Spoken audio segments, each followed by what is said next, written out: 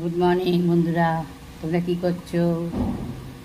এই এলাম, এসে আজকে মাঠে খুব আনন্দ হয়েছে। এক বান্ধবীর কালকে বিবাহবার্ষিক গেছে, সিঙ্গারা মিষ্টি সব খাওয়ালো। আবার এক দাদার বিবাহবার্ষিক গেছে অক্ষয় তৃতীয়ার দিন, আবার প্লাস মেয়ে পাশ করেছে, সব ইয়েতে আজকে আমাদের মিষ্টি খাওয়ালো হচ্ছে আনন্দে। রসগোল্লা নিয়ে এসেছিলো। আজকে ব্যায়ামটা কমই হয়েছে। এই এলাম, এই চা খেতে বসলাম। আজকে আর বাজার টাজার কিছু করিনি। ও কি গরম আজকে, মানে একদম সোজা বাড়ি চলে এসেছি, মানে দাঁড়াতে ইচ্ছা করছে না বাজার করতে। আমি তবে তোমার সাথে কথা বলছি। একটু মুগ ডাল করলাম, ডাল দিয়ে একটু মুগ ডাল, একটু গরম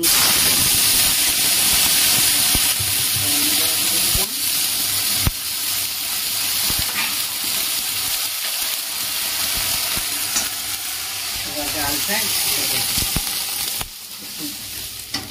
জিরে ফোড়ন দিলাম, গোটা জিরে, শুকনো লঙ্কা, একটা নারকেল দিয়ে করলাম। মশলাটা ফোড়ন দিয়ে দিলাম, আর দুটো তিনটে সিটি করবে, নামিয়ে দেবে। পটলটা তেল দিয়ে দিলাম, একটু পটল পোস্ত করব। তেল দিয়ে দিয়েছি, কালো জিরে ফোড়ন দিয়ে দিলাম, দিয়ে এবার পটলটা দিয়ে দিলাম। পটলটা দিয়ে দিলাম,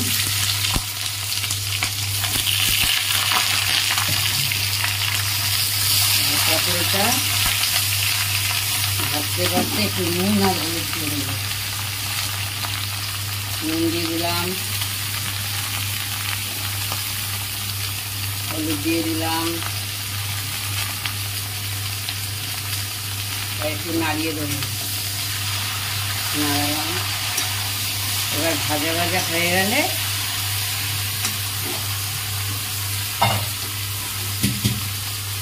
চাপা দিয়ে দিলাম। ভাজা ভাজা হলে তারপর পোস্ত আর একটু কাঁচা লঙ্কা বেটে রেখেছি, এটা দিয়ে দেবো। দুটো কাঁচকলা ছিল, ভাবলাম তরকারি করবো, একটু কোপ্তা করে একটু ঝাল করে দিই। এই দুটো কাঁচকলা, একটা আলু সেদ্ধ করেছি, এর মধ্যে একটু ভাজা মশলা দিয়েছি, একটু গরম মশলা দিয়ে দিলাম, একটু জিরের গুঁড়ো দিলাম, একটু হলুদ গুঁড়ো দিলাম, একটু লঙ্কার গুঁড়ো দিলাম, আর একটু নুন দিলাম। এবার একটু মিষ্টি সব দিয়ে মেখে একটু কোপ্তা করবো। কোপ্তা করে বড়া করে একটু তরকারি করে রেখে দেবো। একটু নুন দিলাম, একটু ভাজা মশলা দিলাম, একটু হলুদ দিলাম, একটু মিষ্টি দিলাম, আর লঙ্কার গুঁড়ো, আর একটু বেসন। বেসন না দিলে তো আটা আটা হবে না, একটু গোল গোল করতে হবে। অল্প একটু বেসন দেবো, এই অল্প একটু বেসন দিয়ে দিলাম। এবার এটা মেখে ছোটো ছোটো বড়া করব, করে ভেজে একটু ঝাল করে রাখবো। ঝাল করবো, আলু টালু দেবো না, এমনি শুধু করবো। পটল পোস্তটা হয়ে গেছে, শুধু পোস্ত বাটা দিয়েছি আজকে। পোস্ত আর কাঁচা লঙ্কা দিয়ে করেছি, আর কিচ্ছু দিইনি। একটু মিষ্টি দিয়েছি, ব্যাস হয়ে গেছে। পাশে তেলটা গরম হয়ে গেছে, কোপ্তাটা দিয়ে দিলাম। কোপ্তাটা হয়ে গেছে, কোপ্তাটা ভাজা হয়ে গেলে একটু ঝাল করে নেব। কোপ্তাগুলো ভাজলাম, এই যে কোপ্তা, আর ওটা ভাজতে গেলে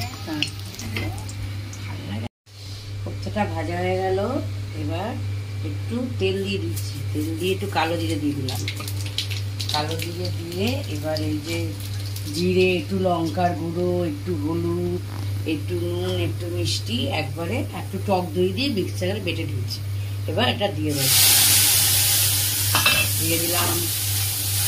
এবার নাড়বো, নাড়তে নাড়তে সামান্য জল দেবো, বেশি জল দেবো না। কোপ্তাগুলো নামিয়ে দিলাম।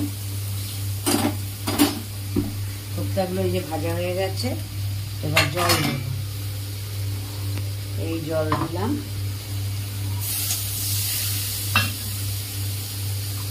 জলটা দিয়ে দিলাম। একটু গরম জল দিয়ে দেবো, কারণ বড়া তো জলটা টেনে নেয়, আর একটু গরম জল দিয়ে দেবো। হয়ে গেল। এবার একটু চাপা দিয়ে বড়াগুলো দিয়ে নামিয়ে দেবো।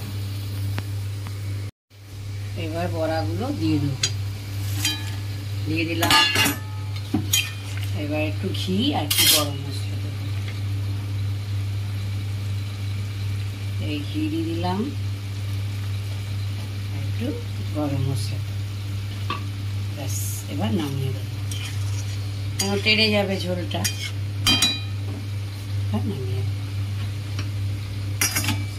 হয়ে গেল, নামিয়ে দিলাম।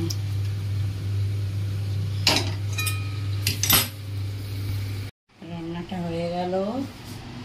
এই পটল পোস্ত, এই ডাল নারকেল দিয়ে, এই উচ্ছে আলু ভাজা, উচ্ছে ভেজেছি, আলু ভেজেছি গোল গোল করে, আর এই কোপ্তাটা হয়ে গেল। আর ভাত তো আছে। কালকে এঁচড় করেছিলাম বন্ধুরা, খুব ভালো হয়েছিল। বন্ধুদের দিয়েছিলাম একটু একটু করে, খেয়ে বললো বাহ খুব সুন্দর হয়েছে। জানি তোমরাও করো চিংড়ি মাছ দিয়ে, কিন্তু বেশ শুকনো শুকনো করেছিলাম তো, এঁচড়টা এত ভালো ছিল, তো সুন্দর হয়েছিল খেতে। নিজেই বলছি রান্না করে। রাখছি বন্ধুরা, হ্যাঁ। তাহলে আমার যদি রান্না ভালো লাগে লাইক করবে, শেয়ার করবে। ভালো থেকো, টাটা।